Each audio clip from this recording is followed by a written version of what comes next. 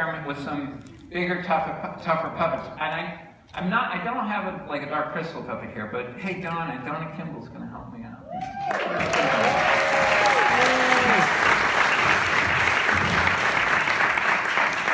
So then puppets started getting more complicated. This is not a very complicated puppet, but it will help me to just show you what starts to happen.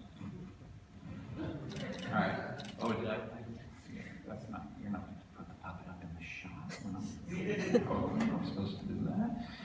All right. So this is a more complicated puppet. Takes two of us. Lead puppeteer, usually, if right-handed, is doing the head and the left hand. Second puppeteer is doing the right hand, and in this case is doing the eyes as well. Right down here, so that I can do this.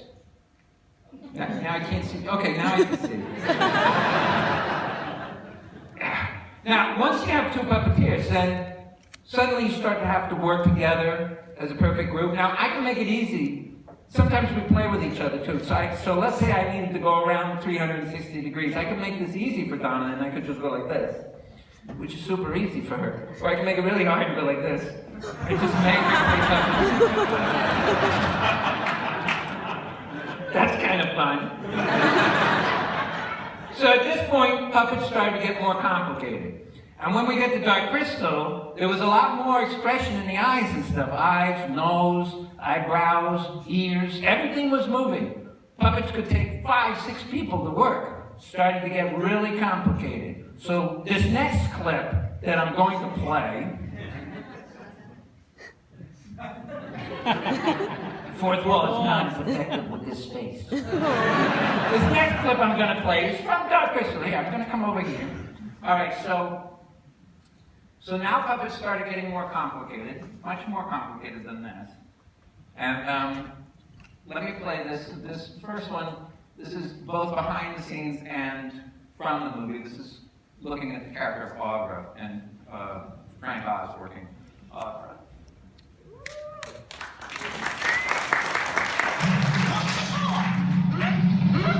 Is that what you want to know? You want to know what this is all about? Is that it, Gertrude? You don't know? You never looked at the heavens. Everything in the heavens is here, moving as the heavens move. This is how to know when. That's what. Suns, stars, moons, the very ink of eternity, the very universe of time. How else would you know conjunctions? I think Agra's a great character, not because I performed her, but she just looks gorgeous. She's such a beautifully designed creature, and she's a woman, which helps a great deal because that helps the movie a lot, just to give it a different little flavor. She's so ugly, she's beautiful. So I love her. I mean, I felt I did a good job, but gee, I thought it was easy after you got the design like that and the sculpting, and it was just gorgeous. One head, please, one head, turn around again. Stay where you are, Frank. Stay where you are, Dave.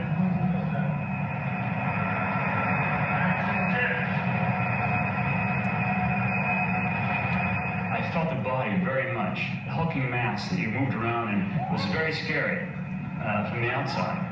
But there's a lot of strength in her as a character and a lot of warmth, I hope. Besides myself, I had 3 to 4 people operating Agra. They did the eye mechanisms and the twitches, the rest of the body, some other features.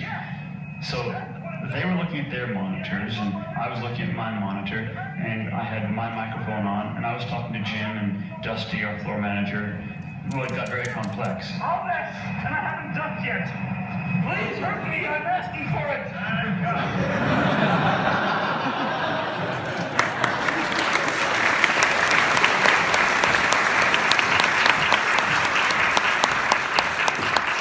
So that's 1983. Then 1987, we did Labyrinth. This is, you can see in Dark Crystal, lots of cable controls, not much motor work, even though when we did Emmett Otter, we were using radio control, and with during Muppet Cable, we were doing some radio control, but with Dark Crystal, it's almost all cable controls. It's a lovely quality of movement, but one puppeteer can only do so much. So when we got to Labyrinth, my dad wanted to do this character Hoggle and asked me to, now I'm, 23 at this point. And so he asked me to coordinate, be puppeteer captain on the whole film, and to lead perform on Hoggle. And Hoggle was a very complicated character. Actually, I think I pretty much described him in this song. I'm just gonna let the clip play. At this point, we started integrating motors to enable puppeteers, one puppeteer to be able to perform more of the character, to hopefully reduce the number of characters. Actually, when we did Little Shop of Horrors, we got all the way up to, we got up to sort of 15 puppeteers just to do the main character, just to do Audrey 2. So, anyway, have a look at this. This is a little clip about Hoggle.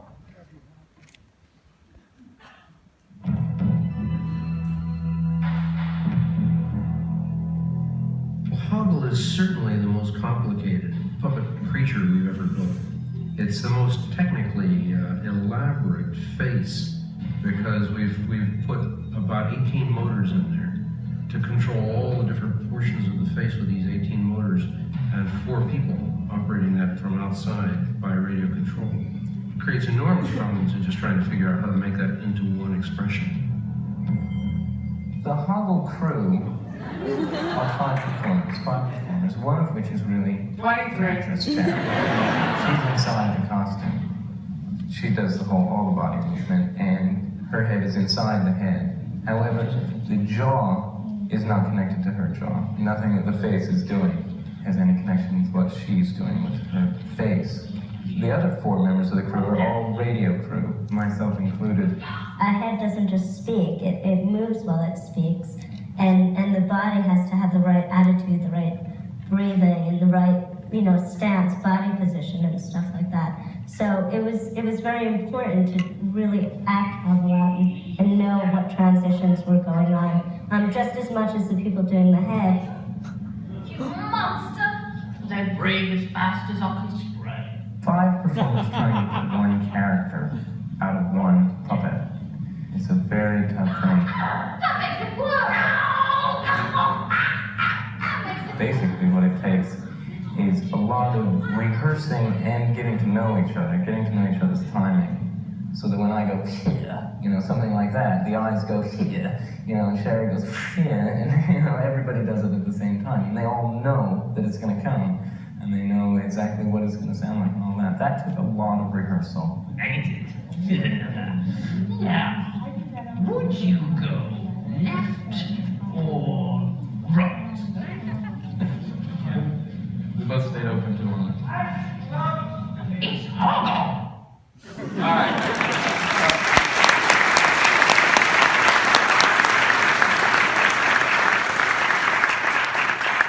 So now we're putting in, we went animatronics, we went motorized animatronics. Finally, enough people say, well, what did I add to that character? Because they said it was great that he was rumbling all the time, and I said, I'll tell you the truth. We put, she had a camera here, Sherry, who's inside, had a camera that was mounted in her costume so you couldn't see it. And in those days, cameras were pretty big, so it was sort of sideways. So that inside here, she had an eyepiece that showed what this camera saw, and it wasn't ready until we were shooting. So in rehearsal, we didn't have it. And then when we went to shoot with it, Sherry immediately got sick. She was like, I can't take it, I turned my head, the picture doesn't, I have to turn my body, and so she couldn't take it. So on the first day of shooting, we just pulled all that out, and we black-faced Sherry. We just painted her face black, and so there's no interior mouth. And she's right there, behind it. So people say, oh, they love the way this is, but this is actually why Hoggle makes sounds. Hoggle walking towards the tree. No. Hoggle walking towards the cliff edge. Whoa. That's why Hoggle's always making all those sounds. Get a world.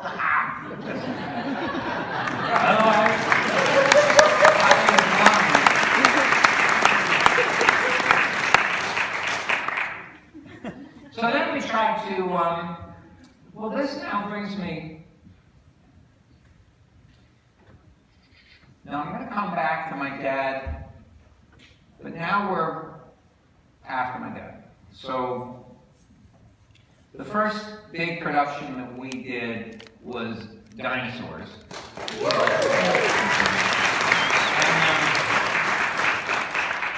And it was my dad's idea, and he wanted to do, he liked the idea of these really irresponsible dinosaurs. They just lived so irresponsibly that they caused their own extinction, ultimately. And then what we did was try to bring a lot of our newest technology to do something that really wasn't possible in television up till then. We had started working with computers that were operating the motors, so that one performer could start performing through a much more complicated rig, which I'm going to show a little bit in a bit. So that one performer could perform a lot more of a character. We started developing it for the dog in Storyteller, the Storyteller's dog. Yeah. That was almost like an experimental character, because the puppet didn't have to be very complicated, but we were trying to put as many motors as we could and hook it to a control stick that I had on my waist to see just how expressive and complicated could we make a face and have one puppeteer do the whole thing. And that was the beginning of the development of the performance control system, which we then used on Ninja Turtles 1. Which is occasionally brilliant. And overall, a lot of fun. But, so then we brought that to television. We thought, well, can we do this in a TV series? Can we do 12 very complex animatronic characters starring in a half-hour TV series where you have to shoot an episode every week? And it was very ambitious. And here's a little clip that shows a little bit about how we were doing that. You have to be physically adept enough and have, real hand-eye coordination, because these control systems are like playing a piano. They're very tough controls to work. So they have to get so good technically at that they don't really have to think about what their hands are doing. Yes! This is great! Get my hand in here, turn the power on, and you can see how I have control over all of these movements on her face. She can blink, and you can see I'm using my left hand here, just my finger, to make her blink like that. And I can move her eyeballs around with my thumb. And when she talked, I would use this thing over here called a Waldo. And so as I talked, I would move this around to make the proper lip shapes for the vowels she was saying. Oh, Earl. Anyway, that was the performance control system, and we won an Academy Award for that system. Pretty cool. Earl made an appearance at the Academy Awards and walked down through the middle. That's the technical Academy Awards, which is not the televised.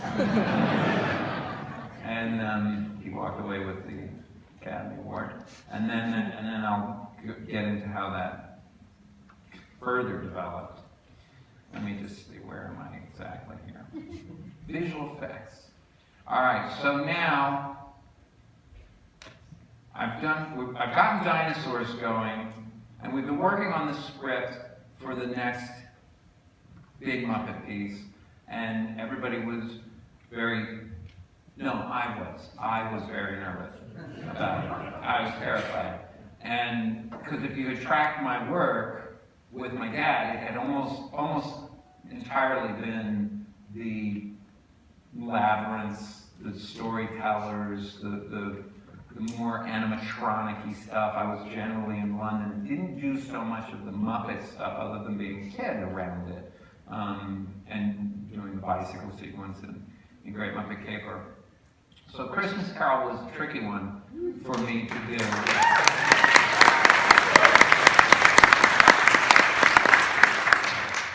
And I'm very proud of it. But it was at the time, everybody in the company came together and were incredibly supportive, and I did not want to direct it. And I tried to get other people to direct it, and they wouldn't. And they all kept saying, no, you should do it. And I was like, no, really? Okay, I guess. So we made Muppet Christmas Carol, and there's a couple of reasons why that film really turned out so beautifully. One of the greatest things was Jerry Jewell, the writer, read the book, and he said, oh my God, I hadn't read the book in a long time when we were discussing doing it. And initially, we were saying, gosh, this is the most overproduced story ever. And then Jerry read it, and he said to me, you've got to read it again, because it's the Charles Dickens prose that makes it so great. It's not just the characters and the dialogue, it's his prose, it's his description. And Jerry had the idea of putting Gonzo in the movie, playing Charles Dickens, so that he could do the Charles Dickens descriptions of the scenes. And in the end, it meant that we made the most, it is clearly the most faithful adaptation.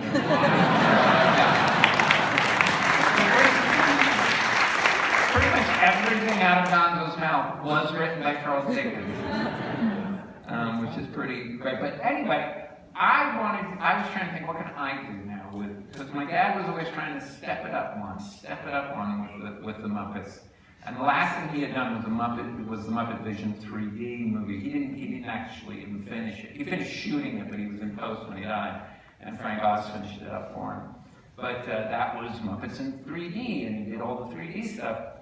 But he had done 3 movies and wasn't really sure what to do next, and so I was very uncomfortable with this, and that's when I decided, well, let's make the performers let's make the Muppets into performers for the next movie. Let's let Kermit play Small. Let's let Piggy play his wife. Let's use the Muppets, but put them into these character roles, and then we can play with. Everybody knows they're both.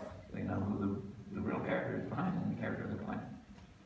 And I thought, let's mix in some visual effects. So this is a very quick little sequence that I was real proud of with Christmas Carol. This is, well, I'll play it and then I'll show you how, it's basically puppeteer removal, but it was done when it was very hard to do puppeteer removal. Let me play this clip.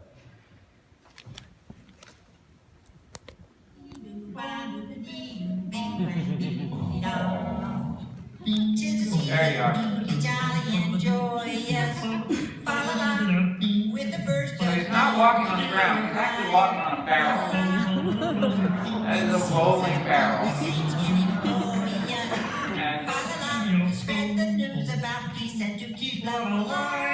And the puppeteers, that's basically it.